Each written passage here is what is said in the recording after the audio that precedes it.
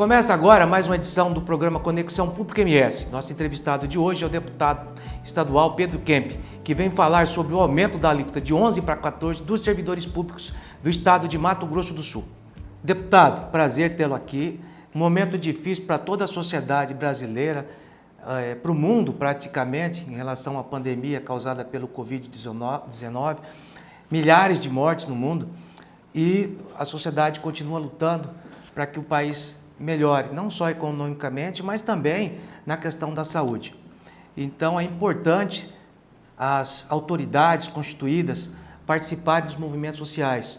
E o senhor é uma pessoa que sempre esteve ligado aos movimentos, valorizando principalmente o trabalhador. No caso dos servidores públicos, o senhor vem acompanhando, temos agora um aumento de 11 para 14, que vai atingir principalmente aqueles que ganham menos, que são os aposentados, os pensionistas. E nós não poderíamos de fazer uma introdução, de relembrarmos que em 2017 o atual governador também iniciou uma reforma alegando que era para conter o déficit e ali adequar as finanças, já que ele alegava que o Tesouro estava cobrindo um déficit muito grande que passava de 1 bilhão e 200 milhões ano. E também teve acesso ao fundo previdenciário, que são aqueles servidores que entraram a partir de junho de 2012, um fundo de 377 milhões de reais, com aquela reforma que foi feita em 2017. E eu gostaria que o senhor fizesse um comentário daquele momento para que nós pudéssemos passar para essa atualidade. Eu queria primeiramente agradecer o convite do Fórum dos Servidores para estar aqui esclarecendo algumas questões sobre a reforma da Previdência e sobre esse momento que nós estamos vivendo. De fato, Cláudio, como você falou na introdução, nós estamos vivendo um problema muito sério em função da pandemia aqui no nosso país, mas também no mundo todo. E antes mesmo da pandemia, nós já vínhamos enfrentando problemas aqui no Brasil de ataques aos direitos dos trabalhadores e dos servidores públicos também. E nós tivemos uma reforma da Previdência de âmbito federal e depois aqui no Mato Grosso do Sul já duas reformas da Previdência que prejudicaram muitos servidores públicos que estão há vários anos sem recuperação das perdas salariais, sem qualquer reajuste salarial. Eu queria dizer que a história do problema da Previdência do servidor público do Mato Grosso do Sul começou lá atrás com a divisão do Estado, né? O servidor tinha o desconto no seu salário, porém os governos não providenciaram um fundo previdenciário com esse dinheiro que era descontado para garantir as futuras aposentadorias dos servidores públicos. O que aconteceu é que nós chegamos num período em que não havia um orçamento nesse fundo que era inexistente para garantir as aposentadorias dos servidores.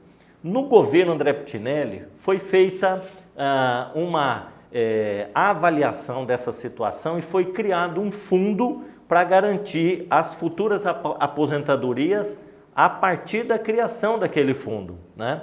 Mas, chegando no atual governo, como você bem lembrou, esse fundo ele foi, né, totalmente esvaziado.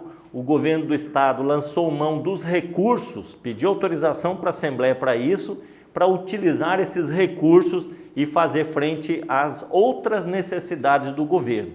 Então, aquilo que poderia já ser uma certa garantia para parte dos servidores também deixou de existir, né? E aí o governo entra com o discurso de que a Previdência estadual era deficitária e que precisava fazer uma reforma. E essa reforma acabou penalizando muitos servidores. Na primeira mudança, que foi em 2017, nós procuramos aliviar para os servidores, principalmente aqueles que têm os menores salários, e foi inclusive uma proposta minha que eu fiz na Assembleia Legislativa, teve o apoio dos demais deputados e o governo acabou acatando, que era de deixar fora da majoração da alíquota os servidores que recebiam até o teto da Previdência, né, geral. E aí nós então conseguimos pelo menos aliviar para estes servidores, né, que representavam uma quantidade bastante significativa. Mas agora, o ano passado, em maio do ano passado, com essa segunda reforma da Previdência, houve então uma mudança na cobrança das alíquotas, que passou de 11% para 14%, atingindo todos os servidores acima de um salário mínimo, né? Quer dizer, uma forma que atingiu, um tratoraço que atingiu de forma linear todos os servidores, inclusive, que eu acho uma grande injustiça, os aposentados e pensionistas. Quer dizer, quem já contribuiu a vida inteira para ter um dia o direito de se aposentar e usufruir da sua aposentadoria, também agora foi duramente atingido, e nós podemos dizer com uma redução de salário, de proventos, né, muito significativa nesse momento. Então é importante a gente lembrar que nessa reforma que foi feita em plena pandemia, a Assembleia Legislativa com as portas fechadas, sem a possibilidade dos servidores, inclusive, participarem, reivindicando, inclusive, mais debate, até abertura de negociação com o governo, foi feita a toque de caixa essa aprovação, então, da segunda reforma da Previdência. Quero lembrar que, na época, eu apresentei várias emendas para a gente tentar também aliviar um pouco esse aumento, né, da cobrança da Previdência. Eu, por exemplo, fiz um estudo e vi que em outros estados eles estavam escalonando, né, as alíquotas de acordo com a faixa salarial. Tentei apresentar a proposta aqui, não foi acatada. Também apresentei uma emenda para tirar os aposentados e os pensionistas, né? Essa emenda também não foi aprovada, né? Então nós lamentamos muito, porque uma reforma feita a toque de caixa sem que a gente pudesse fazer um debate, né, com os servidores e com o governo do estado para buscar alternativas.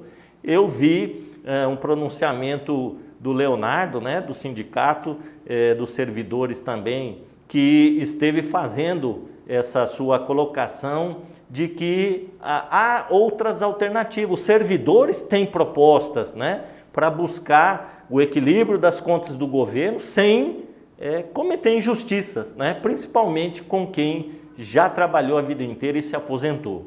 Então nós lamentamos muito e achamos que de fato a luta dos servidores não deve parar por aqui. É preciso sim buscar a abertura de canais de negociação, tanto com a Assembleia Legislativa quanto com o governo do estado, para que a gente possa buscar uma forma de reverter essa situação.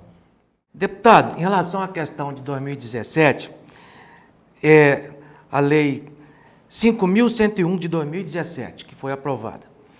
A ANB, que é a Associação Nacional de Entidades Representativas de Policiais Militares e Bombeiros Militares, entrou como ADIM. Está no STF para ser julgado. Outras entidades também entraram. A entidade responsável aqui pela ação foi a Associação dos Militares do Mônaco, né? Entrou através da ANB. Está para ser julgado esse processo lá. Digamos que o STF julgue procedente. O que acontece daí para frente?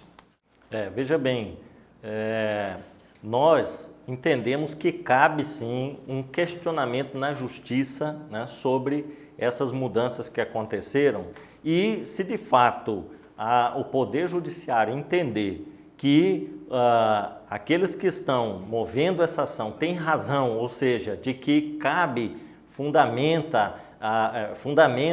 à ação que foi impetrada na Justiça, é preciso se rever, inclusive, o que foi feito de desconto no passado, né? E se isso deve ser devolvido para os servidores, né? Uma vez que o Poder Judiciário reconhece que houve uma cobrança indevida, né?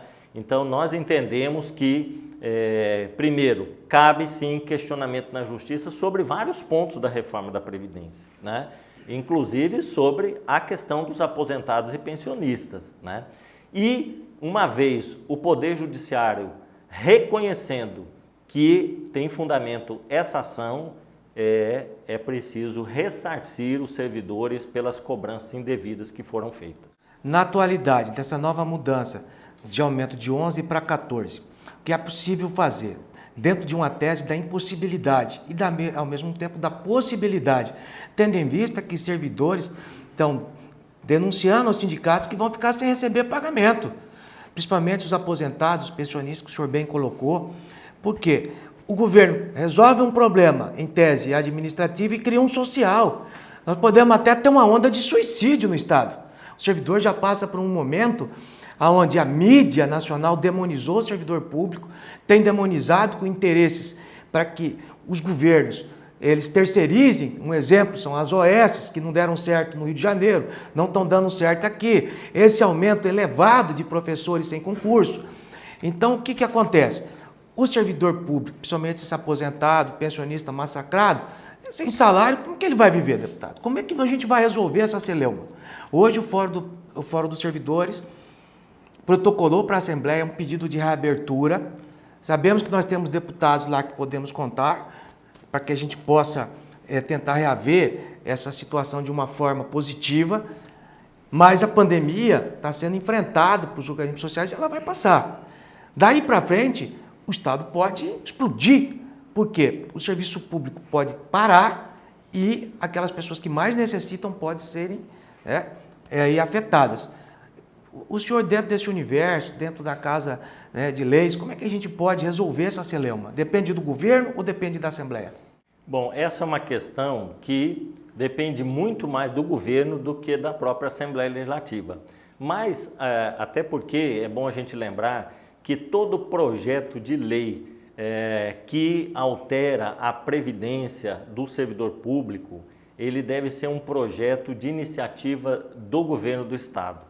É claro que a Assembleia Legislativa, ela também tem força e quando há uma articulação política dentro da Assembleia Legislativa e uma interlocução com o governo do Estado, as coisas podem ser revertidas, né? Inclusive, eu gostaria de dizer aqui que a reforma da Previdência, ela já foi feita por 2 vezes aqui no Estado e pode haver uma terceira para corrigir alguns, vamos dizer assim, erros, né? Erros e questões que foram aprovadas na reforma anterior. Por exemplo, aquela proposta que eu falei de escalonar por faixa salarial e fazer um aumento gradativo, a própria questão dos aposentados e pensionistas, né, de revogar aquilo que foi aprovado na reforma passada, isso é perfeitamente possível, né? Agora depende muito de uma articulação política que a Assembleia Legislativa pode fazer junto ao governo do Estado. Por isso, acho legítima a pressão dos sindicatos, né, a mobilização do Fórum dos Servidores Públicos, porque a Assembleia Legislativa é a casa do povo. Lá nós temos que acolher, né, as reclamações, as reivindicações da população. E aquilo que não é competência nossa, por exemplo, iniciar um projeto de lei de reforma da Previdência, nós podemos sim fazer uma articulação política para solicitar do governo do Estado essas alterações, né? Eu sei que na Assembleia Legislativa do Estado de Mato Grosso, né, um deputado apresentou um projeto de lei complementar, fazendo alterações, né, na questão dos aposentados, pensionistas, e foi aprovado. Me parece que o governo vetou, né, e a Assembleia ela pode agora se manifestar mantendo o veto ou derrubando o veto, né? E o mesmo processo pode acontecer aqui na Assembleia Legislativa. Nós também podemos iniciar um processo até para provocar o governo a abrir a negociação, né, o diálogo, e a Assembleia Legislativa sempre teve muita influência nessa interlocução com o governo do Estado. Então, eu penso que nós estamos abertos aí às reivindicações dos servidores públicos e nunca vamos deixar de levar essas reivindicações para sensibilizar o governo do Estado sobre essas situações que você acabou de falar, de servidores que tiveram um desconto tão significativo que alterou o seu orçamento familiar, né, comprometeu as suas despesas. Tem muitos servidores com empréstimo consignado, né? Eu lembro que no ano passado, na época da pandemia, nós tivemos a votação também daquele projeto que acabou causando uma polêmica muito grande sobre os consignados, mas eu vi o tamanho do problema que é, né, essa questão dos consignados. Muitos, milhares de servidores que estão nessa situação. Só um ponto, essa questão dos consignados, deputado, para a gente ajudar nessa informação. Porque o governo não dá o reajuste. Aí o servidor estoura o orçamento e ele precisa de um complemento. Aí chega na database, não tem reajuste. Aí ele vai para o consignado. Então, o que o senhor está dizendo é a mais pura realidade. Então, essa preocupação que o parlamento tem é importante porque a gente está preocupado demais com a situação psicológica do servidor público estadual. E para finalizar... Inclusive, me permita fazer uma contribuição sobre essa questão ainda dos consignados. A reforma da Previdência foi aprovada em maio do ano passado, mas entrou em vigor agora, né, em janeiro. Exatamente. Então, o servidor está recebendo pela primeira vez o seu olerite com aquele desconto que foi aprovado. E as informações que nós temos de muitos servidores é de que esse desconto vai alterar a sua margem para os empréstimos consignados. Cláudio, inclusive eu quero dizer que nós estamos recebendo muitas mensagens dos servidores públicos, situações dramáticas que eu recebi no meu Facebook, no e-mail. Outros deputados hoje comentaram também na Assembleia Legislativa durante a sessão, né, que estão recebendo muitas mensagens e realmente a situação está bastante complicada para muitos servidores públicos. Então, é uma realidade que precisa ser levada em conta pelo governo do estado, que, aliás, aqui no Mato Grosso do Sul não está tendo tantos problemas assim, né, de orçamento. É bom lembrar que no ano passado, em plena pandemia, o estado teve aumento da arrecadação.